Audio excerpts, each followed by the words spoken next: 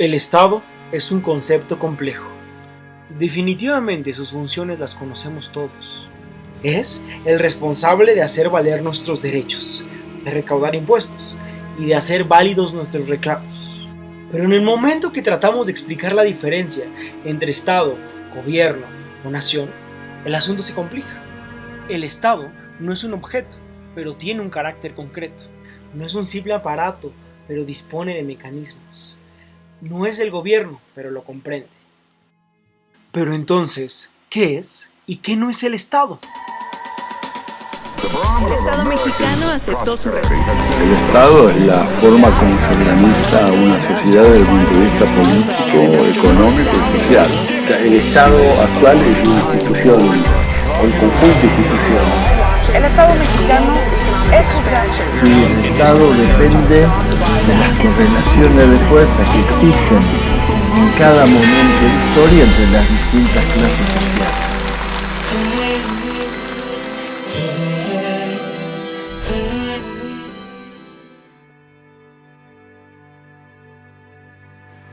Como introducción, vamos a hacer algunas consideraciones más generales sobre la intervención del Estado en economía. Vamos a definir Estado, para efectos de este curso, como una organización e institución dotada de poder económico y político para imponer el marco de obligaciones, regulaciones y restricciones a la vida social y al intercambio económico. Es decir, el Estado define lo que está permitido y lo que está prohibido y genera las estructuras de incentivos o desincentivos para que los individuos se involucren en el intercambio y en la búsqueda de la cooperación.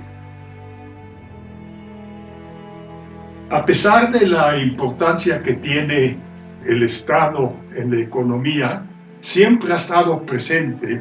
Es algo que los economistas estudian poco.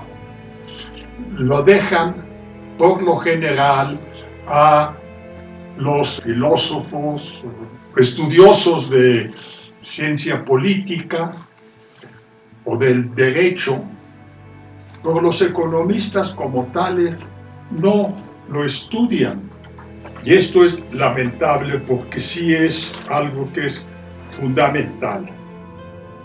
Comentaba yo que el Estado siempre ha estado presente, pero sobre todo a finales del siglo XVIII, al iniciarse la revolución industrial, el Estado ha estado más presente en todo este proceso de producción e intercambio de mercancías y servicios.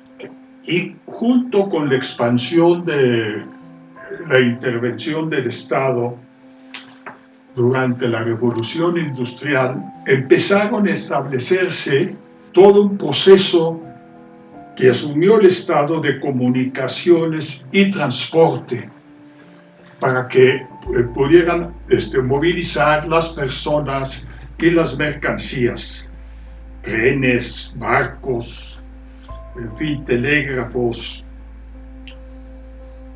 Y también empezaron, aunque un ritmo más lento, participación del Estado para mejorar el bienestar de los trabajadores, materia educativa, salud, seguridad social incluso, y vino después la expansión imperial del siglo XIX, en donde la participación del Estado fue más intensa.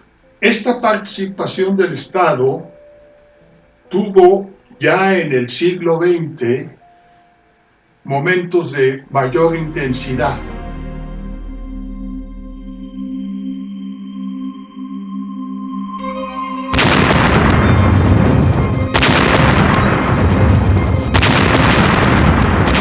La Primera Guerra Mundial significó una participación del Estado bastante intensa. Luego vino la Gran Depresión en 1929 y los siguientes años, que también entrañó una creciente participación del Estado, sobre todo para reactivar la economía. También, más adelante, vino la Segunda Guerra Mundial, y en la Segunda Guerra Mundial ya el Estado se encargó de participar de manera cada vez más activa.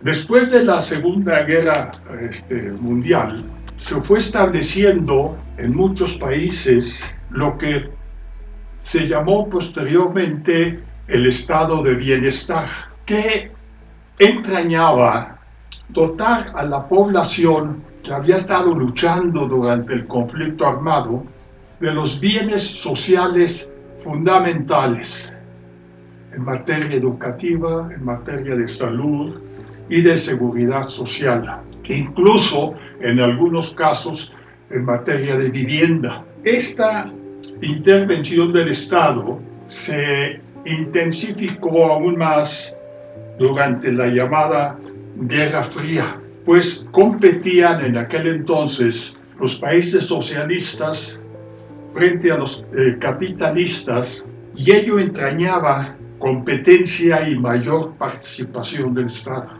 en la economía, en su funcionamiento. También después de la Segunda Guerra Mundial y al calor de la Guerra Fría, vinieron los llamados cambios, la liberalización de las colonias, de las antiguas colonias que varios países europeos tenían en el mundo. Y los países recién liberados asumieron de inmediato, ya como países independientes, la mayor responsabilidad del Estado.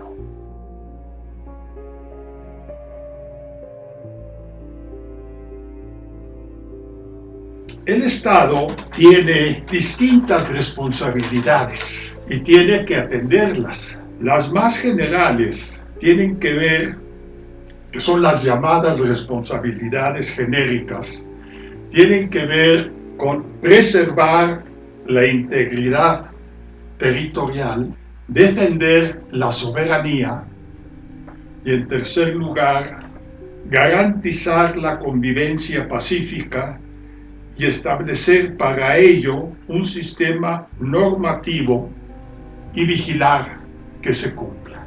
Estas son las tres responsabilidades genéricas.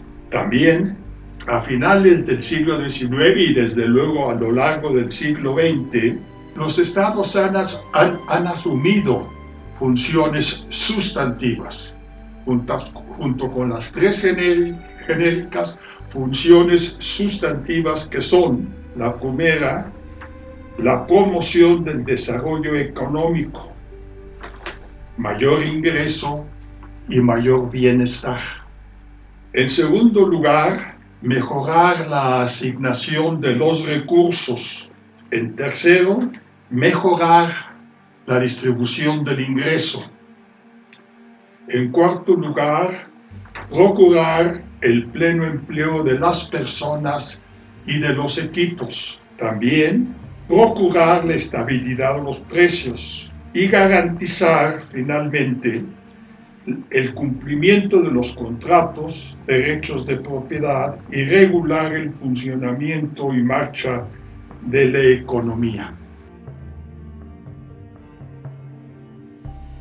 En el caso de México, no se agota en estas funciones sustantivas y responsabilidades genéricas, no se agota la responsabilidad del Estado. Déjenme leer un par de párrafos de mi libro Estado y Desarrollo Económico, México 1920-2006, que dice: los derechos de los mexicanos, contenidos en la Constitución Política de los Estados Unidos Mexicanos, se agrupan en tres modalidades: los derechos individuales, los derechos ciudadanos y los derechos sociales.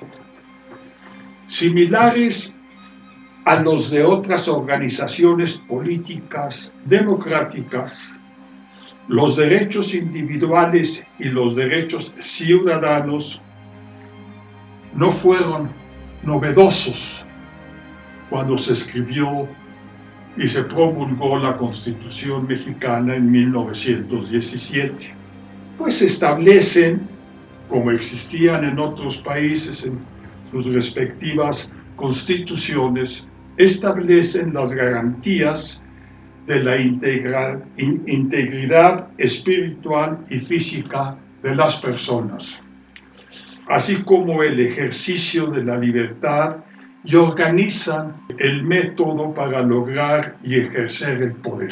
Los derechos sociales, en cambio, sí fueron en 1917 en México novedosos y originales. Al introducirlos en la Constitución se advierte un claro propósito. Es sólo a partir de su cabal vigencia, de la cabal vigencia de estos derechos, que se establecen las condiciones que permiten el ejercicio pleno de los derechos individuales y los derechos ciudadanos. Mientras que las garantías individuales y ciudadanas son un derecho a que el Estado no haga, la garantía social es un derecho de los ciudadanos para que el Estado sí haga. Los mexicanos, por el solo hecho de serlos, tenemos el derecho a que el Estado nos proporcione las condiciones mínimas necesarias para estar en posibilidad de ejercer plenamente los derechos individuales y ciudadanos. Es decir, solo con una gama de derechos sociales establecidos y funcionando, podemos ejercer plenamente y adecuadamente nuestros derechos individuales y ciudadanos. Esto es lo que yo quería leer con el propósito de que tengamos una idea de lo fundamental que es la intervención del Estado en la economía.